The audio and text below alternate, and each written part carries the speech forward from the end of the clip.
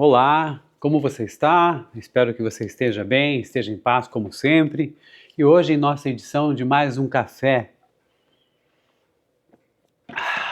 com Jesus, nós vamos aqui refletir e ler Êxodo 5.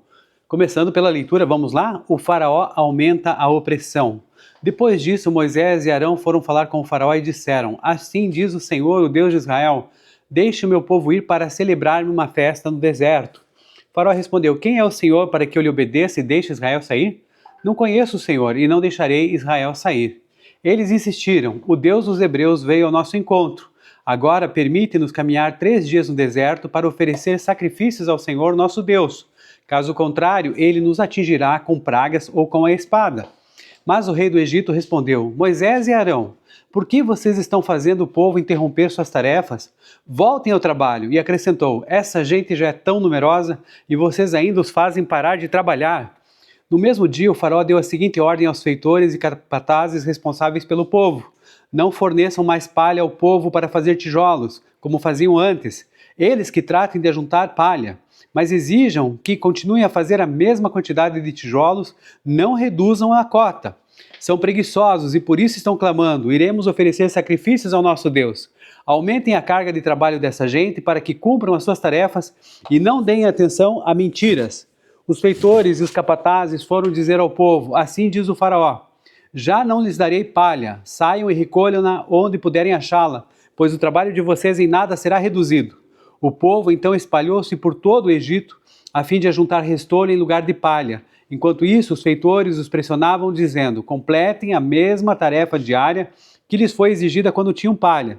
Os capatazes israelitas indicados pelos feitores do faraó eram espancados e interrogados: Por que não completaram ontem e hoje a mesma cota de tijolos dos dias anteriores? Então os capatazes israelitas foram apelar para o faraó: Por que tratas os teus servos dessa maneira? Nós, teus servos, não recebemos palha. E contudo nos dizem: Façam tijolos. Os teus servos têm sido espancados, mas a culpa é do teu próprio povo. Respondeu o faraó: Preguiçosos é o que vocês são, preguiçosos. Por isso andam dizendo: Iremos oferecer sacrifícios ao Senhor.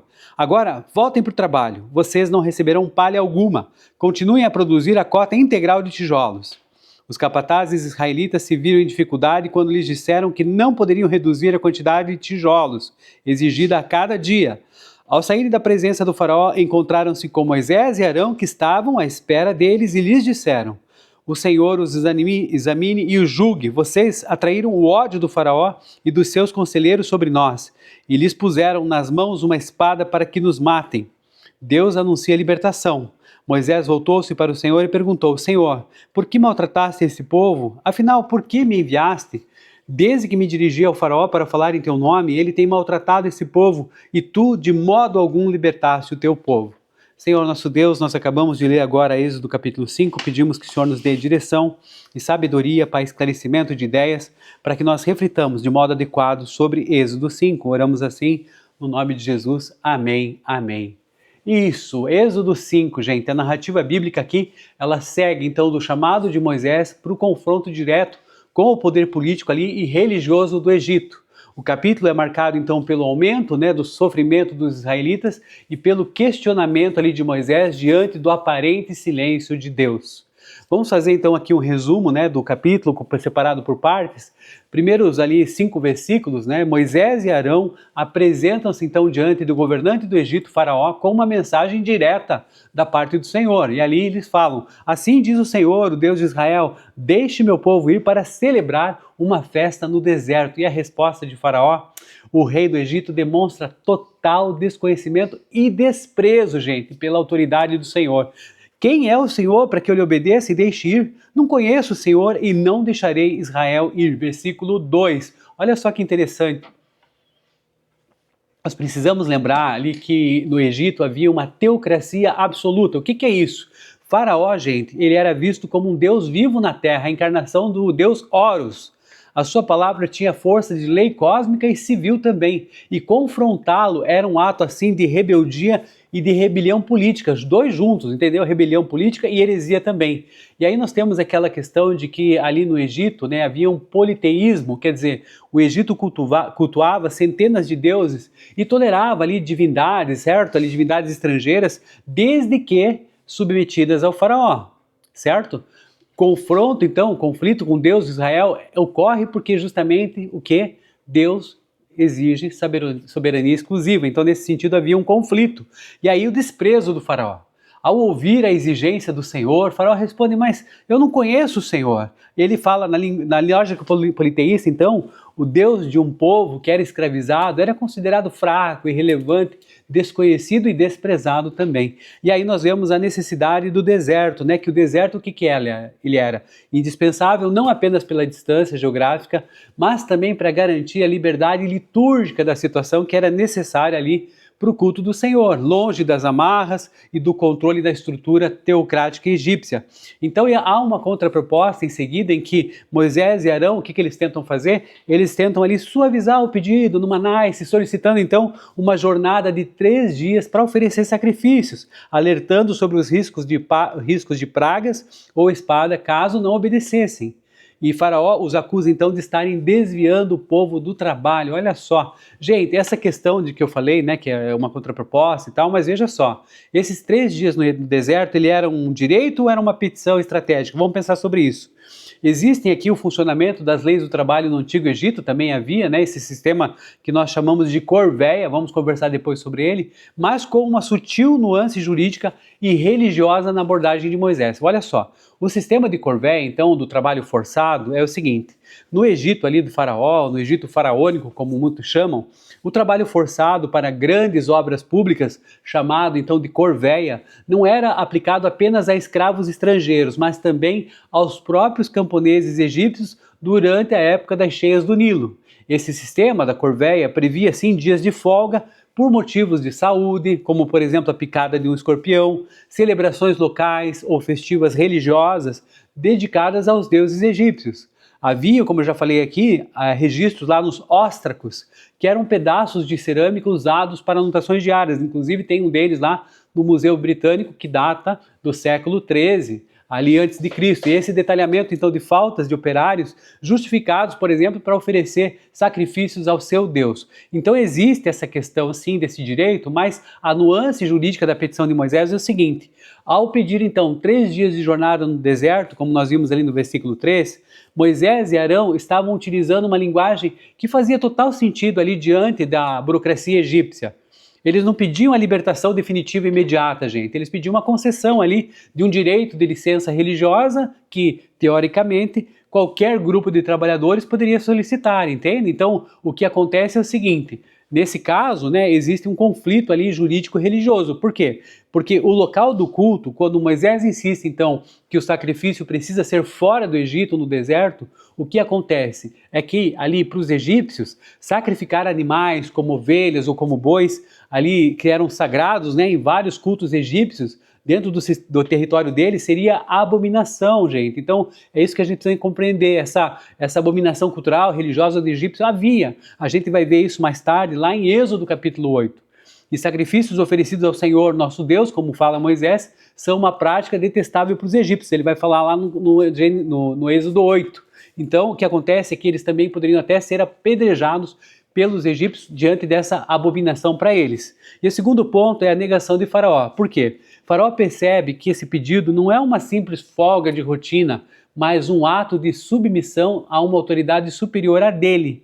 E ao negar o pedido, o faraó quebra esse próprio costume da tolerância religiosa, ou endurecendo ali no império a opressão como uma espécie de demonstração, inclusive, de força política. Então, essas situações elas estão meio que imbricadas aí nessa questão da negação de Faraó. E aí, como retaliação à petição de Moisés, nós vamos ver então agora dos versículos 6 até o 14, Faraó adota uma estratégia de guerra psicológica e aumento da carga horária de trabalho para neutralizar qualquer pensamento de libertação ali possível. E Faraó então ordena aos feitores e capatazes que não forneçam mais a palha, gente. Não forneçam mais a palha para a fabricação de tijolos, e o próprio povo é que deveria recolher essa palha. E mesmo com esse trabalho adicional, Pior de tudo, a meta foi mantida. A cota diária de tijolos deveria permanecer exatamente a mesma. Olha só a justificativa dessa tirania, né? Que o faraó está dizendo que o povo está ocioso, que o desejo de ir sacrificar ao Deus deles é apenas um pretexto para fugir ali do trabalho e para dar ouvido para mentiras, versículo 8 e 9. E aí o que acontece? Os feitores repassam a ordem e o povo se espalha pelo Egito para recolher o restolho, gente. Restolho em vez de palha, sendo então maltratados, espancados pelos feitores, quando não conseguiam atingir a meta. Bem, feitores e capatazes, vamos conversar um pouquinho sobre isso, né, que a gente mencionou aqui nesses versículos.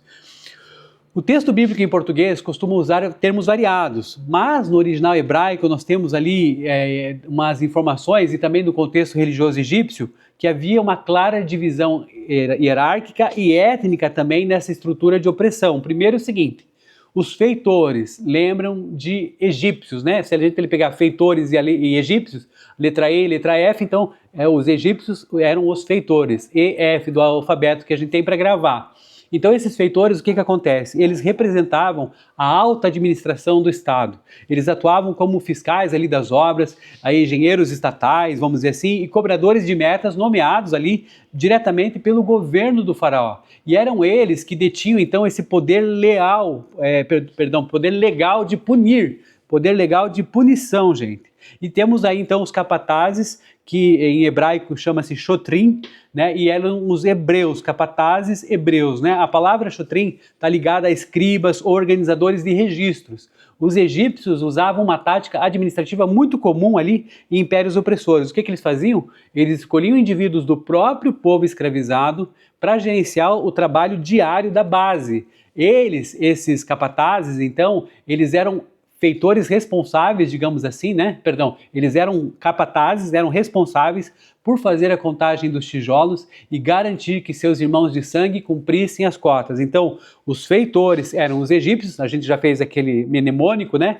Letra E, egípcio, feitores, e o restante, capatazes, seriam os hebreus, que por exclusão. E aí o que acontece? Esses capatazes, como eu já falei, tinham que fazer a contagem dos tijolos e garantir que os seus irmãos de sangue ali escravizados cumprissem essas cotas. E aí o drama do versículo 14. Quando a meta falha, o que acontece? Os feitores egípcios, eles espancam os capatazes hebreus. E aí os líderes hebreus se veem esmagados no meio de um fogo cruzado. Por quê? Porque eles sofrem a violência física ali dos egípcios, dos feitores, e o estresse psicológico e a, digamos assim, rejeição dos seus próprios irmãos israelitas a quem tinham o dever de cobrar. Olha só que coisa que o faraó impôs a eles. Então, a ordem também de faraó de retirar a palha, mantendo essa cota de produção no versículo 7, não era apenas uma punição logística, uma perda de tempo para colher o material. Era um requinte de crueldade que você não tem ideia, crueldade técnica. Por quê? Olha só. A função da palha, vamos colocar aqui que os tijolos egípcios eram feitos do quê? Da lama do rio Nilo e eram secos ao sol. A palha, ela não servia apenas como um elemento de ligação física, os fios de sustentação ali, mas quando a palha apodrece na lama úmida, ela libera o que a gente chama de ácido gálico e tânico ali. E o efeito químico disso é que esses ácidos, eles tornam a argila mais plástica, mais maleável e depois mais resistente após a secagem. Sem a palha, sem esses atributos que eu falei para vocês, os tijolos ficavam quebrando com extrema facilidade durante a secagem. E aí eles eram descontados e não eram considerados na cotação diária. Qual que era o peso espiritual disso tudo? Gente, o povo foi submetido a um trabalho duplamente frustrante. Perder tempo colhendo o restolho e ver o resultado do seu esforço se desfazer ali na mão, né, depois que eles estavam trabalhando ali, pela falta de matéria-prima adequada. E aí, isso é o retrato de opressão que ataca a própria dignidade do trabalho prestado para eles. Olha só, naquela época já tinha gente atentando contra a dignidade do trabalho. E mais, de onde é que vinha essa palha antes e como que ficou essa logística? Bom, antes, lembremos que o Egito ele era uma potência agrícola centralizada. Após as colheitas de trigo e de cevada, o Estado recolhia os grãos, mas armazenava a palha e os talos em depósitos ali, que a gente pode dizer que eram depósitos reais, ou em áreas específicas, próximas às grandes obras. Então, o governo fornecia essa palha diretamente nos canteiros de obras. Os hebreus, então, eles apenas misturavam essa palha pré-entregue à lama do Nilo aí, para moldar aí e fazer os seus tijolos. o que é que mudou com esse decreto do versículo 12, depois que o faraó fez? O faraó cortou o fornecimento dos depósitos. Então o texto diz que o povo teve que fazer o quê? Se espalhar por todo o Egito para recolher restolho, que não é, na verdade, a palha, mas é assim, é a palha seca, talhos quebrados e raízes que sobravam nos campos após a colheita. Então, dificultou o trabalho bastante para eles. E aí os campos de cultivo ainda também ficavam distantes das cidades plataformas, como a gente já viu, Pitom e Ramessés, onde os tijolos eram fabricados. Então, os hebreus agora tinham que fazer o quê? Camelar, né? Caminhar quilômetros ali sob sol escaldante, competindo entre si pelo restolho, eles ficavam ainda competindo por isso para poder cumprir a cota ali para o pessoal, para os capatazes, para os feitores, e carregar esse peso de volta e ainda assim encontrar tempo para moldar a mesma quantidade exata de tijolos. Era uma jornada de trabalho fisicamente impossível de cumprir no dia, né? Você vai perceber isso. Então, imagina toda essa questão complicada, né? E aí indigna sobre eles, depois dessa questão do decreto do faraó. E aí nós temos dos versículos 15 até o 21, uma crise de liderança e o desespero do povo. A pressão externa dos feitores sobre os capatazes e depois sobre o povo gera uma divisão interna entre os próprios israelitas. E aí os chefes dos israelitas, eles recorrem diretamente ao faraó, se queixando das injustiças, dos espancamentos, e o faraó responde à acusação nervoso, né? Nervoso da Silva. Preguiçosos é o que vocês são, preguiçosos. Versículos 17 e 18. E ao saírem do palácio, né, frustrados, esses chefes do povo encontram Moisés e Arão e culpam eles diretamente pela situação. Olha só que situação. E eles vão dizer ali no versículo 21, olhe o Senhor para vocês e o julgue. Vocês os tornaram detestáveis a Faraó e aos seus oficiais e colocaram na mão deles uma espada para nos matar. E aí, frustrado, isolado e questionado pelo seu próprio povo, Êxodo 5, 22 a 23, e vendo, né, esse fantasma da rejeição que já estava batendo ali de novo na porta ali de Moisés, ele recorre ao Senhor em oração sincera e numa oração angustiada. E aí, Moisés então expressa sua profunda perplexidade e é com essa questão do sofrimento dele, né? Versículo 22, ó Senhor, por que maltrataste a este povo? Afinal, por que me enviaste? Olha só a dúvida chegando no coração de Moisés. E ele argumenta, né, que desde que falou em nome de Deus, olha só, desde que eu falei em seu nome, a situação só piorou, porque ele não tinha ainda, né, agido para libertar o povo. Ali no versículo 23 a gente vai ver isso. Como que se Moisés quisesse dar um toque para Deus, dizendo assim, ó Senhor, o senhor acha que já está atrasado para cumprir sua promessa, não é isso? Mas ali angústia, né, naquela situação. Então, veja só como isso é complicado. E uma das maiores riquezas desse capítulo, gente, para que nós reflitamos, é justamente assim, esse contraste, né, entre a promessa do chamado e a realidade imediata. Olha só, vamos entender aqui. Moisés, o que ele fez? Ele obedeceu a Deus rigidamente, tudo certinho, nos seus mínimos detalhes. O resultado imediato da sua obediência, que deveria para ele, na cabeça dele, ser a vitória, não foi o caos. O sofrimento do povo aumentou, a sua liderança foi rejeitada pelos seus irmãos, de novo, versículo 21, e ele ainda se viu numa profunda solidão. E qual que é a reflexão que nós fazemos? Que muitas vezes nós associamos a obediência a Deus, né, com o alinhamento imediato dessas circunstâncias para o nosso favor. Se eu fizer tudo certinho, então vai dar isso, como se fosse uma equação matemática.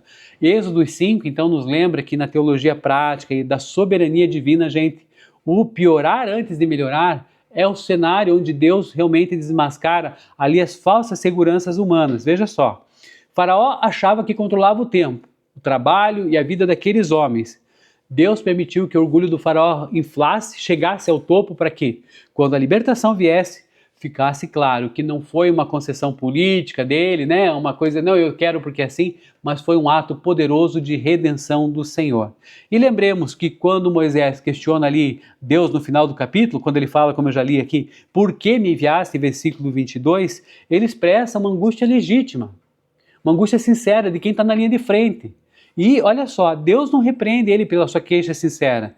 Em vez disso, vamos ver ali no capítulo seguinte que ele vai revelar o seu nome, a aliança, ainda com mais profundidade, mas isso é interessante para outro dia, né? Pense então nisso, como isso pode impactar a sua vida, obediência, paciência, gratidão, sim, tudo isso é bom, mas sobretudo dependência. Então a lição central de Êxodo para nós é que, muitas vezes, antes da libertação, antes do cumprimento da promessa de Deus na vida de cada um de nós, oposição, opressão, elas parecem que elas ficam ainda mais fortes.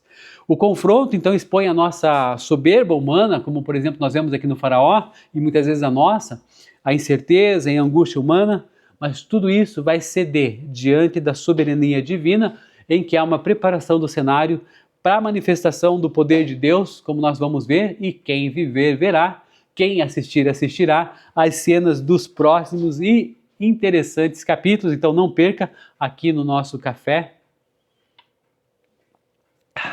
com Jesus. Deus abençoe, a paz. Valeu!